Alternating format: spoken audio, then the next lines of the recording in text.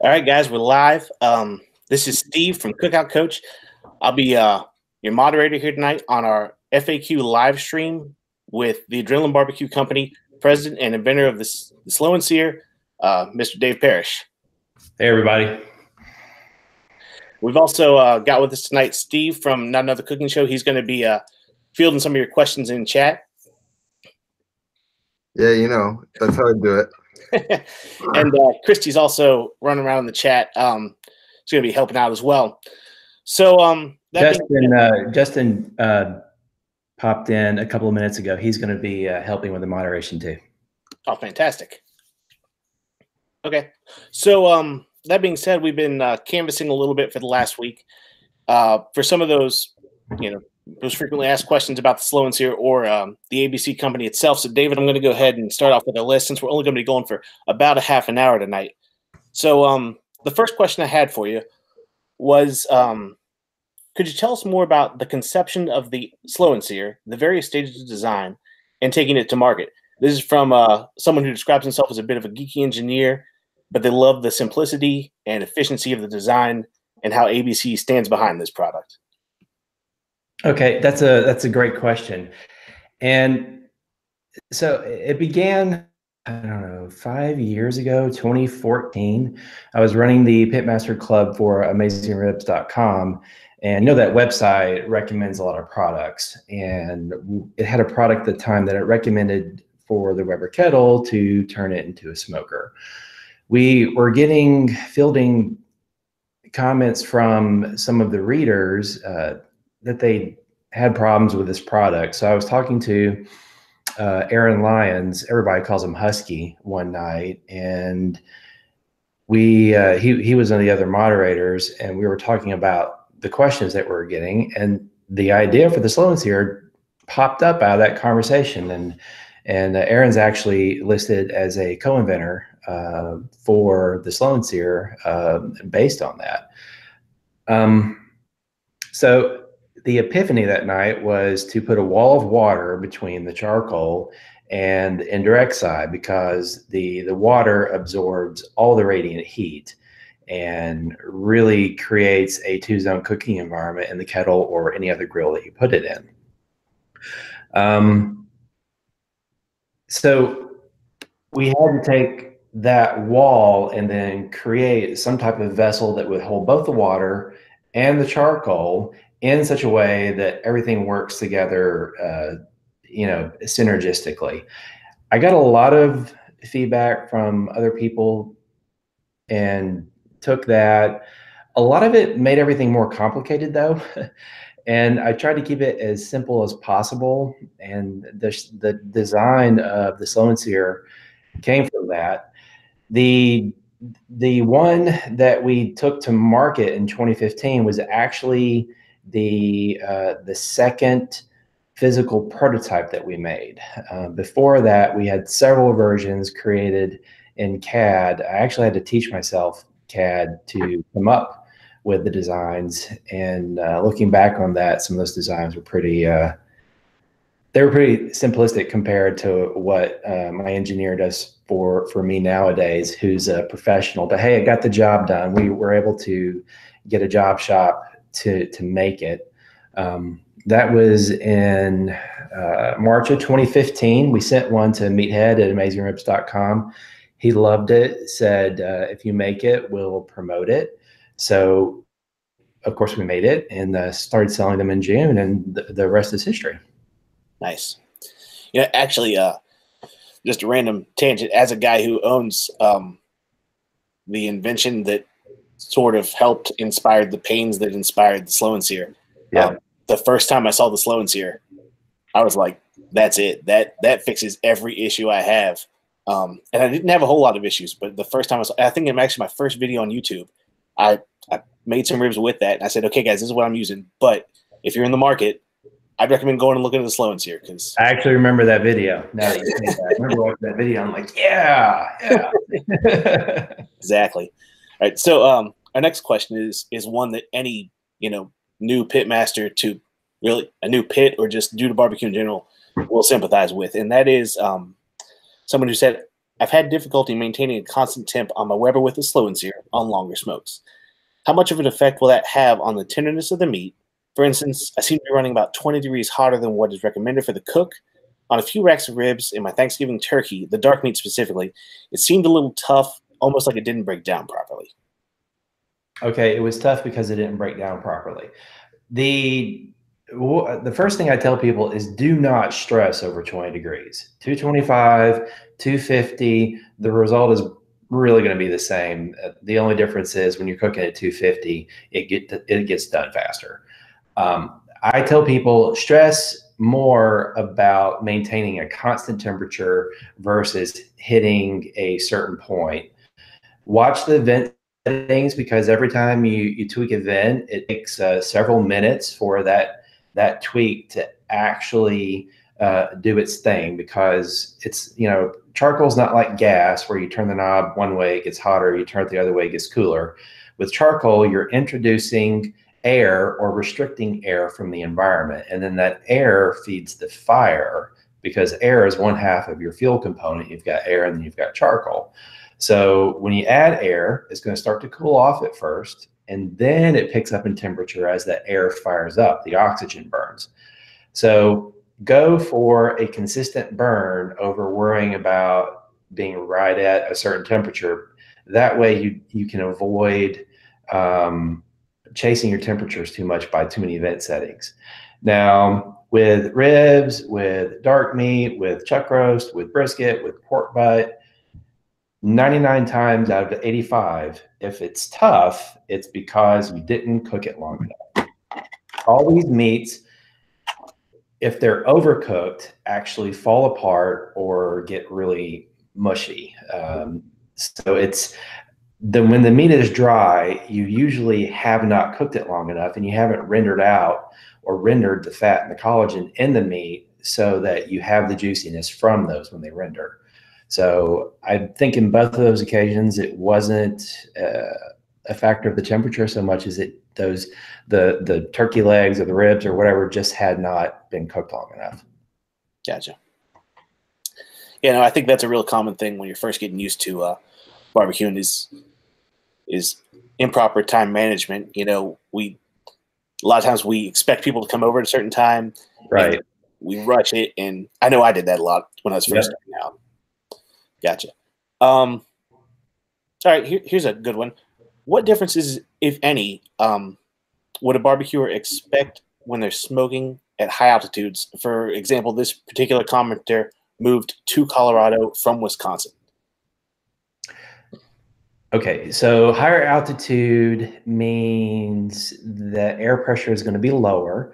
When air pressure is lower, water boils at a lower temperature. So, and depending on how high you are, water might be boiling at 203, 205 degrees. So the first thing to realize is when you're cooking a pork butt or a brisket or something you're trying to take up to 203 degrees, realize at sea level, you're never going to get past 212.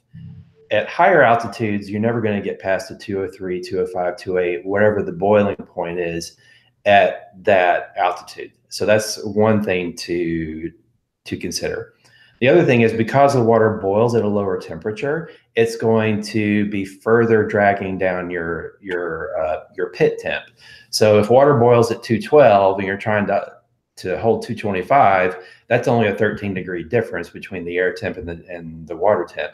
If your water is boiling at 208, then that's math in public, 17 degrees. So that's a few extra degrees that your fire has to overcome to get to that desired temperature.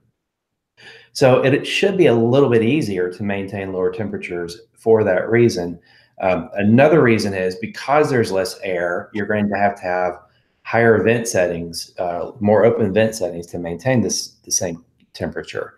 So expect it to be a little bit easier or harder to maintain 225. If you have a cooker that tends to overshoot, it should be easier. If you have a cooker that it's hard to get up to 225, it's going to be even more difficult. And when it comes to, most people out there are going to have a 22-inch kettle, and they pretty much all work the same as long as you keep the lid leaks down to a bare minimum.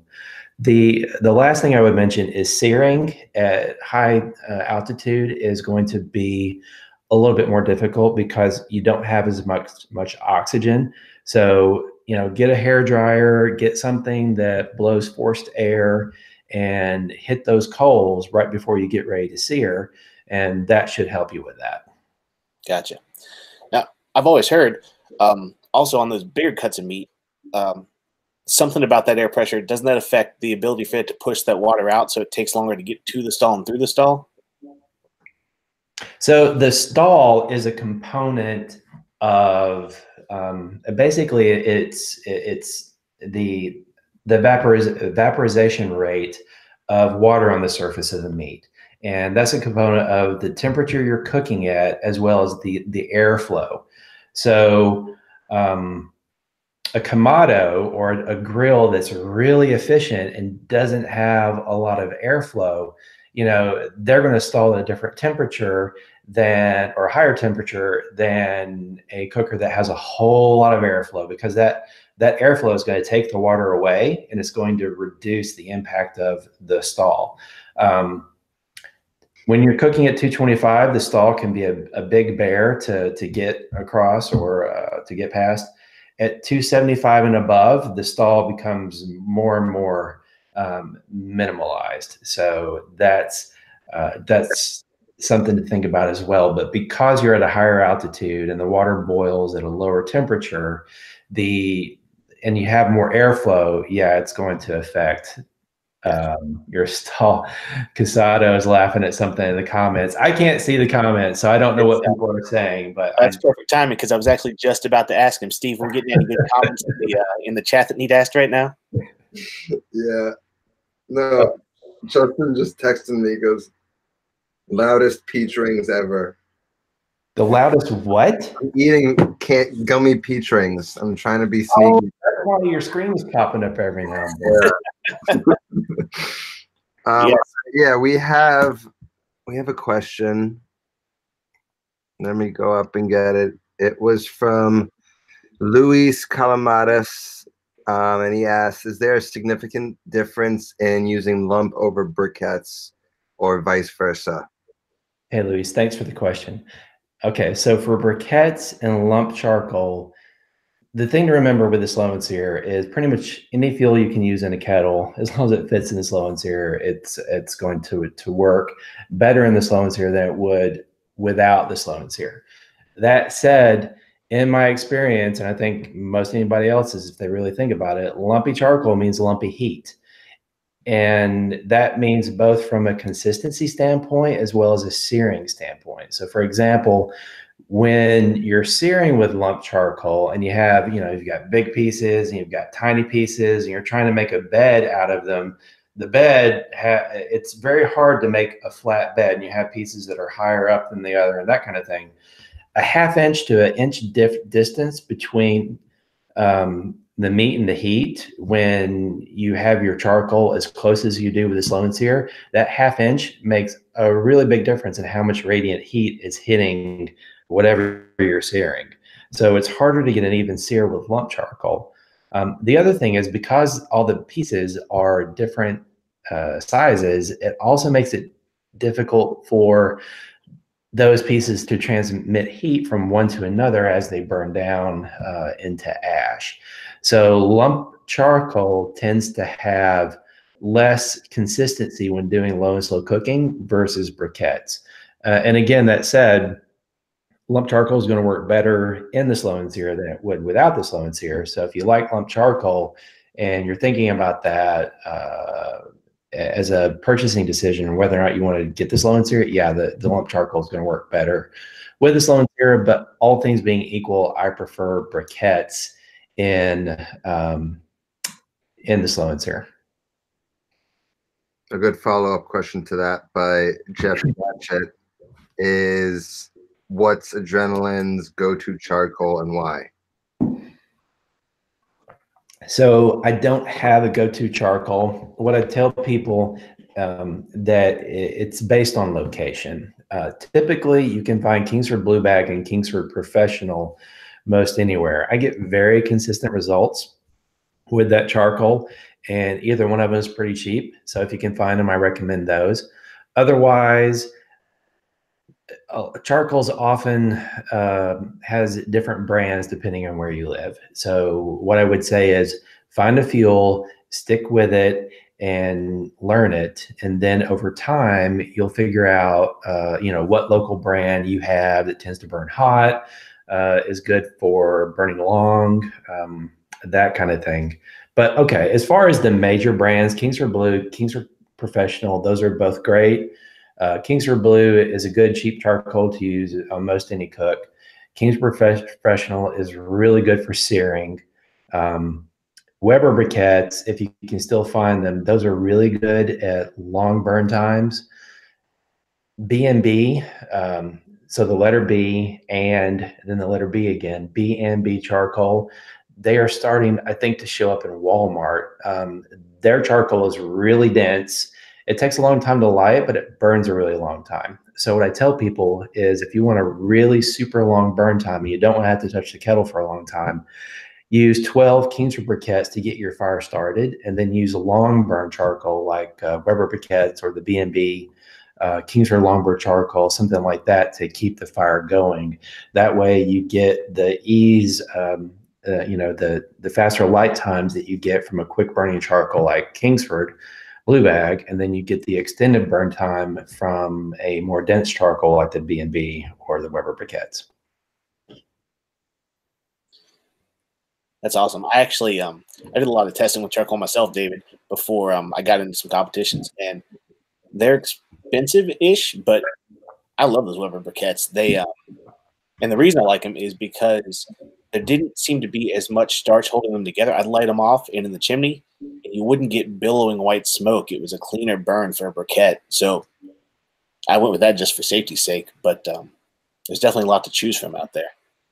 Yeah, when you're trying to quickly get meat on a kettle or your grill, that can definitely be a factor. But usually Kingsford, the smoke from Kingsford will clear out, maybe not as quick, but quick enough for most backyard cooks. So and it's cheaper. So if you want to save some money, it's a good way to go. But yeah, the Weber briquettes are definitely, they're worth the premium. All right. Well, I guess back to some of the questions we canvassed earlier in the week. This is a pretty good one, I think, to apply to a lot of people. It's due to an ear disease, I have a limit on my sodium intake. Is there a way to dry brine without salt? So salt is a specific chemical compound. It's sodium chloride, and it is a molecule that is found readily in all animals, and it's essential for life. It is what it is. There is no substitute for that from a dry brining perspective that I'm aware of. Now, there are other flavor enhancers like monosodium glutamate that you could use to offset a lower sodium. But what I would say is any addition of salt to the meat before the cook counts as dry brining. So, we recommend a half teaspoon of kosher salt per pound. And if I were to give you a rough guess, I would guess that probably gets you around 300 to 350 milligrams of sodium per serving. When you apply it to meat that just has natural salt levels in it. So just use less salt. Use the amount of salt that your diet allows for when you're dry brining. It will still help a little bit, even a little bit will help. And then the day of the cook, go ahead and apply whatever whatever you've been using to help with flavor. And monosodium glutamate, it really doesn't deserve the bad rap that it's gotten. If you look at a lot of rubs off the shelf, they have it in there and people don't even realize that. I mean, some really, really popular rubs. that people love. So don't be afraid of that the day of the cook to help accent the flavor. I just said accent. That's funny. There's a lot of people that probably won't get why that's funny, but the spices aisle, we're all laughing. Okay. Yeah. So monosodium glutamate is actually like in mushrooms. It's a lot of things that people don't realize. I kind of agree with you there. It does get a pretty nasty rap. Some people from studies that were that are decades old. So yeah. So go for it. I love how Harry Sue is like, he's just loud and proud about it. He's like, yeah, no, there's MSG in my rub because people like it and it's going to make it taste better. And I'm just like, exactly. Who am I to question you, you know? Right.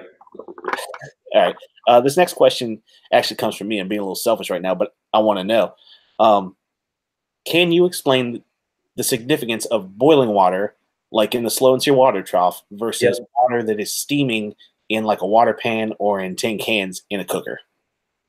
Oh, that's a good question. Okay, so this is one of the big reasons that the slow and sear is as super awesome as it is. When you use a water pan in a cooker, it's either far away from the heat and it's not really getting enough heat for the water to boil. And at the end of the cook, you end up with almost as much water as the pan as you began with. So it's not really doing much of anything for you. If that water pan is close to the fire, then your fire, as it moves around in the cooker, let's say you're using the snake method, depending on where you put the water pan, that snake method, the fire is going to get closer or farther from the water during the cook. And radiant heat is very, very dependent upon distance from the heat and the water. So that constant distance that you get from the slow and sear, because the burning charcoal is held right against the reservoir, gives you a very consistent influx of heat from the charcoal to the water. That gives you a very consistent steam rate from the reservoir. That's why the reservoir is shaped like a V. So if there's a lot of water or a little water in the reservoir, it still tends to boil at the bottom of the V. So that gives you a consistent steam rate. And because the water reservoir spans the entire kettle, it doesn't matter where the charcoal is burning. It could be on the right side, it could be on the left side, it could be in the middle. It's still really close to that water. So the heat influx is fairly consistent, and all that gives you a very consistent steam rate. Now, consistent steam is important because steam does two things. It helps with temperature regulation and it helps with smoke adhesion. If your steam is steaming at a constant rate, it's tugging on your pit temperature, trying to keep it at a low and slow, whatever your low and slow desired setting is. If the steam is consistent, that amount of tugging it's doing on the temperature is consistent, which gives you a very even paced temperature, pit temperature. And then because you're actually steaming the water using the slow and sear, you have more moisture in the environment. That moisture grabs hold of smoke particles and then it adheres to the meat and it applies the smoke to the meat, so you get better smoke flavor. Gotcha. Yeah, that is a topic that has captured my imagination this summer. I actually earlier this year I did a brisket cook on my 26-incher with the XL, and I didn't run any water in that reservoir because I've ran water pans a lot. I don't like the result I get with my bark, but I don't think I need to redo that video and use it, fully the way it was intended, especially now that I know what boiling water can do as opposed to my experience with water pans before. Yeah, definitely go for it. I guess we could check chat. Steve, is any interesting questions popped up? Yeah. Question. Oh, there he is. Yep. So David Kugler asks, is there a benefit to dry brining overnight? Thanks, Dave. Good question. Yes, emphatically yes. So what happens in the first hour or two that salt is applied to the meat is the salt takes surface moisture on whatever protein you're cooking, and it soaks that water up, and then it pools on the surface. Now, what you're going to have is a very salty brine on the surface of the meat, and then the interior of the meat is going to be relatively much lower in sodium content. Because meat is mostly water and salt has the ability to penetrate meat, it is going to, over the process of the evening or the night, that salt's going to go deep into the meat, several inches. And when the salt gets in there, so if you think of my fingers as muscle fibers, when the salt gets in there, it denatures or unwinds those muscle fibers, so that when you cook them and they start to tighten up again, which is just natural with any cook, the salt does not allow them to tighten as much as they would if there was, if you didn't dry brine. So everybody knows salt enhances flavor, but also salt enhances juiciness and gives you a more beefy or chickeny or whatever you're cooking flavor. So by all means, take the time to salt the night prior. I can attest to that. And the other thing I'll add is that is one of the pieces of advice that people, YouTubers, a lot of, our frequent forum poster type customers, we consistently get feedback from them that that technique, the dry brining, made a key improvement to their cooks. Okay, so the next one we got is from Rugger104. Any recommendations on cleaning the water part of the slow and sear? It's hard not to sear a lot of meat without getting any grease in the reservoir. So when you're searing, if you get grease in the reservoir, just let it burn out at the end of the cook. And then whatever's in there, you can just scrape it till it's loose and then tump the thing over and tump it out. I've never had to wash a reservoir. I've had to scrape some residue out of it after cooking, and it dries out or whatever. But yeah, just hit it with some high heat, and that should take care of it. Okay, good. We got a question from my man CJ over here. He asked, should you put wood above or under the coals in the slow and sear? Does it even matter? Harry Sue is a big fan of putting the wood under the charcoal. And I think that there is a benefit to doing that. So if you want to put the wood under the charcoal, you might get clean smoke a little bit more quickly. The other thing where I differ, though, or the thing where I differ with Harry Sue, though, is he probably opens his lid a lot more often than I do. Our instructions are, when we tell you how to smoke ribs or smoke a pork butt, they're fairly simplistic, and we're not as reliant on spritzing and multiple rub applications and things like that he does. So a little bit of a different technique. I think when you're using our instructions, it's okay to put wood on top, but I do agree that putting it under the charcoal will probably help you get clean smoke a little bit more quickly. It just changes the way the wood burns. Words are hard tonight. Words are always hard. Anyway. Gotcha. I agree with that entirely. It's almost I don't know. Harry was a little ahead of his time with the popularity of all the gravity smokers I see nowadays. But, yeah, there's a huge difference in how you cook competition style, which is what he primarily does, versus just looking to make a good set of ribs in the backyard. Right. What that Weber kettle's designed for. Steve, we got anything else before we go back to our canvas questions? No, I think you're good. All right. So next one, which is a pretty good one, I think, is if I were to add some stackers or a stack, I've seen people go as high as 3 levels of grates on top of their 22-inch kettle. Yeah. How's it going to affect my cook with the slow and sear? It's so whatever's on top is going to drip onto what's on bottom. So just remember that typically go from, don't put your spiciest food on top, or you're going to have spicy food all the way through. It gets hotter as you get above the grate level and closer to the dome.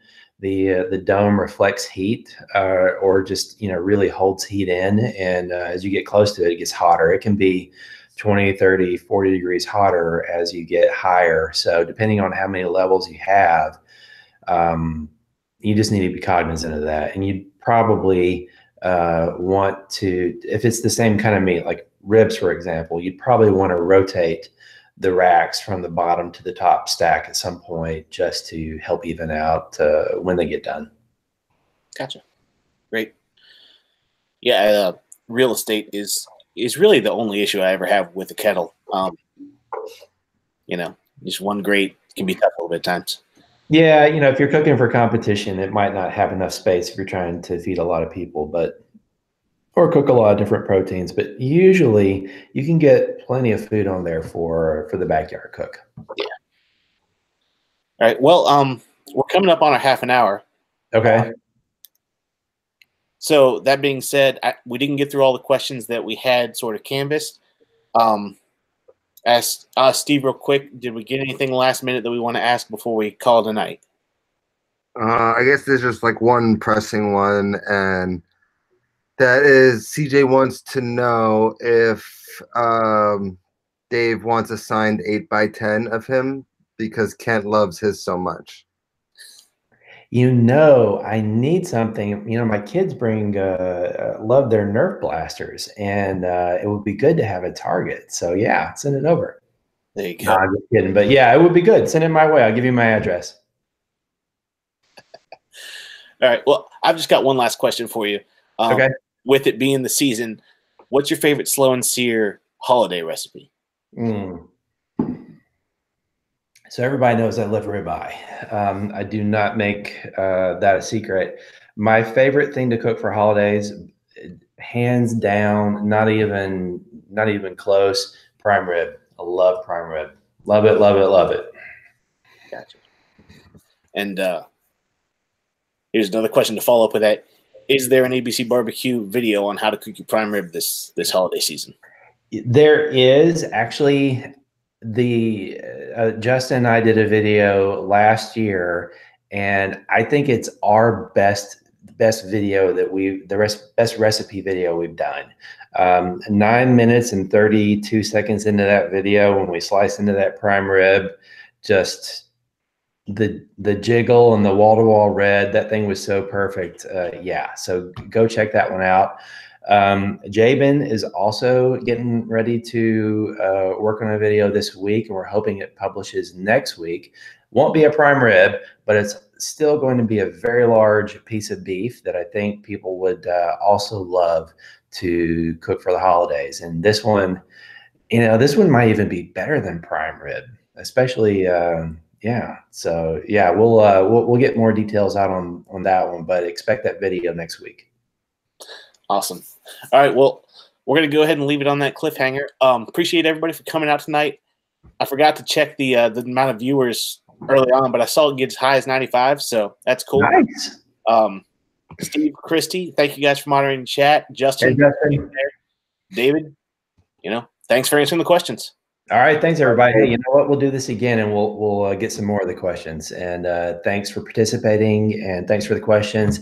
Leave more questions in the comments. Give us some more to talk about so we can come back. Thanks, everybody. Yes. Take care, guys.